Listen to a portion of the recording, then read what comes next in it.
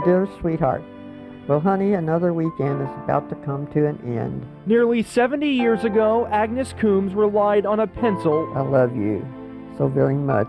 the thinnest of paper, I can hardly wait until I see you again. and the thickest of faith. I hope and pray the war will be over soon.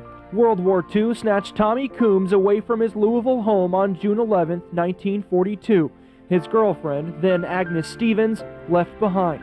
It was horrible. Of course, I didn't think he was going to be gone 3 years, golly. But that's the way it happened.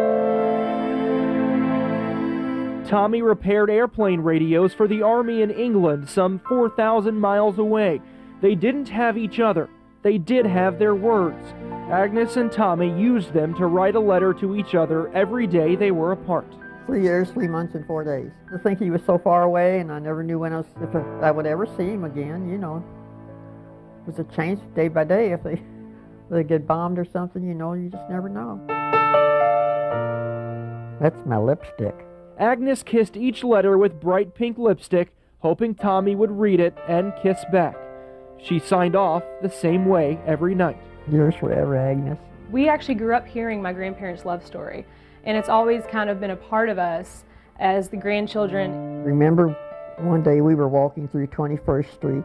The letters are lessons in love Agnes taught her granddaughter Megan Coombs. So you just sit and you're just waiting for these letters to come, and there's just, this such a torrid love affair that they had. Close your eyes and pretend I'm kissing you goodnight. Megan began to craft her grandmother's love story into jewelry. She calls it wearable history. And I'd hear that little snippet to that glass. Glass, gemstones, and wire hold it together. Oh, for goodness sake. But what bounds it is what bonded Agnes and Tommy. It's that part right there. Copies of their letters. Well, I didn't think they'd be very valuable to anybody else, And so if this is a way to commemorate my grandparents and their love story and all the other love stories that are similar to that, of that generation, then I think it's a tangible piece of history, like art, I guess. Necklaces and rings, jewelry forged by love and war. Honestly, Tommy, it is so hot here. On the finger next to her wedding band, Agnes wears one of Megan's rings, crafted because of her own love letters. She wears it on the same hand she used to write them to Tommy. I'm going to bed now and hope I dream of you. I love you so very much, Tootsie. They were married for 54 years before Tommy died in 1999.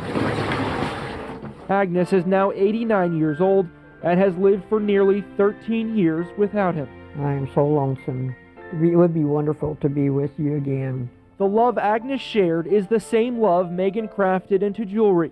There's only one name worth using, the way her grandmother signed each letter more than 1,000 times. I love you, I love you. Good night, sweetheart. Yours forever, Agnes.